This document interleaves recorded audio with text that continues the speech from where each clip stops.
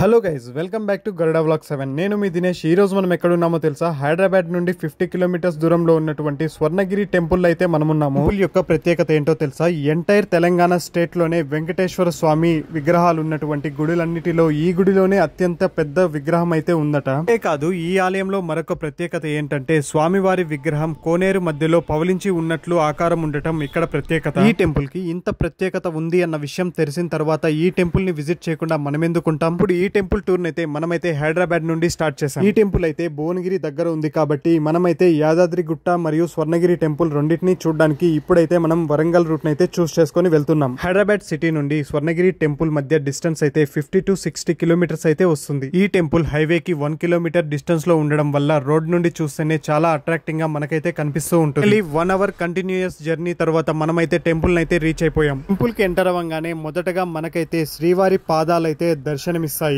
ఇక వీడియోలో కనిపిస్తున్నటువంటి ఈ స్టెప్స్ ద్వారానే మనమైతే టెంపుల్ అయితే చేరుకోవాలి. ఈ స్టెప్స్ మనం ఎక్కేటప్పుడు మనకైతే 10 మండపాలు కనిపిస్తాయి. 10 మండపాల్లోనూ దశావతారాలైనటువంటి స్వామివారి రూపాలను అయితే పెట్టారు. ఆ దశావతారాలని కూడా పాలరాతితో పెట్టడం వల్ల చూపరులను అయితే చాలా ఆకట్టుకుంటున్నాయి. ఫైనల్ గా మనమైతే టెంపుల్ దగ్గరికి అయితే రీచ్ అయిపోయాము. రాగానే మనకైతే స్వామివారి వాహనమైనటువంటి గరుత్మంతుడు మనకు దర్శనమిచ్చాడు. మనమైతే మన దగ్గర ఉన్నటువంటి లగేజ్ ని మరియు మొబైల్స్ ని ఇక్కడ కౌంటర్స్ లో ఇచ్చేసి తూర్పు ముఖ ద్వారం నుండి మనమైతే దర్శనానికి అయితే వెళ్లిపోయాము. క్రౌడ్ తక్కువ ఉండడంతో 10 మినిట్స్ లోనే దర్శనం అయితే అయిపోయింది. ఒక్కటైతే నిజము, ఇంత పెద్ద విగ్రహం నేనైతే ఇంతవరకు ఎప్పుడు చూడలేదు. వారిని దర్శించుకుంటున్నంత సేపు ఒక ట్రాన్స్ లో అయితే ఉండిపోతాము. నిజంగా అంటే చాలా పెద్ద విగ్రహం. తిరుమలలో ఉన్న స్వామివారి మూల విరాట్ ని నేనైతే ఎప్పుడు దగ్గర నుంచి చూడలేదు. మేబీ ఇలాగే ఉంటుందేమో అని నాకైతే అనిపించింది. ఫైనల్ గా దర్శనం అయితే చేసుకొని దక్షిణ గోపురం నుండి బయట అయితే వచ్చేసాము. ఇక ఇంత పెద్ద టెంపుల్ ని ఎవరు కట్టించారు అన్న విషయానికి వచ్చినట్లయితే ఒక జ్యువెలరీ ఓనర్ తన భార్యకి అనారోగ్యం కారణంగా ఇంట్లో ఉన్న సమయంలో ఇన్ని ప్రదేశాలు తిరిగినా ఆమె ఆరోగ్యం అయితే సరికాలేదట.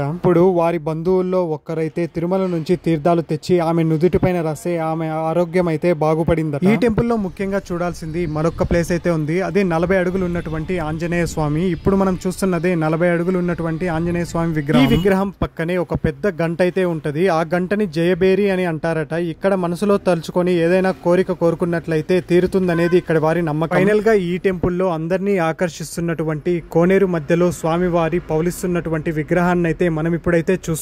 ఈ ప్లేస్ ని చూసిన తర్వాత ఇక్కడ ఉన్న స్వామివారిని దర్శించుకున్న తర్వాత నాకైతే ఒకటైతే అనిపిస్తుంది, మనం ఇంత దూరం జర్నీ చేసి వచ్చినందుకు నిజంగా ఒక మంచి అనుభూతిని అయితే పొందాం. ఇప్పుడు డెఫినెట్ గా ప్రతి ఒక్కరు ఈ ప్లేస్ ని అయితే చూస్తే మంచి ఎక్స్పీరియన్స్ అయితే పొందుతారని అయితే నేనైతే గ్యారంటీగా చెప్పగలను. కోనేరు ఉన్నటువంటి ప్రదేశం నుండి చూస్తే చుట్టుపక్కల ప్రదేశాలు అయితే ఇలాగున్నాయి.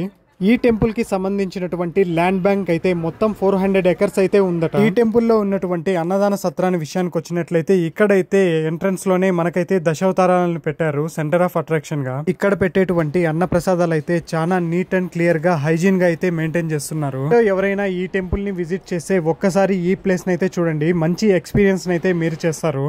వీడియో చూస్తున్న మీలో ఈ ప్లేస్ ఎంత మందికి నిజంగా వర్త్ అనిపించిందో కామెంట్ చేయండి. అలాగే ఎవరితో కలిసి ఈ ప్లేస్ నైతే విజిట్ చేయాలనుకుంటున్నారో వాళ్ళకైతే ఒక్కసారి ఈ వీడియోని అయితే షేర్ చేయండి. చూస్తున్న మీలో నిజంగా మన ఛానల్లో ఎఫర్ట్ ఉంది అని అనిపిస్తే మన ఛానల్ అయితే సబ్స్క్రైబ్ చేసుకోండి. ఎన్నో ఇంట్రెస్టింగ్ కంటెంట్ వీడియోస్ కోసం మన ఛానల్ అయితే ఫాలో అవుతూ ఉండండి. Thank you for watching Garuda vlog 7.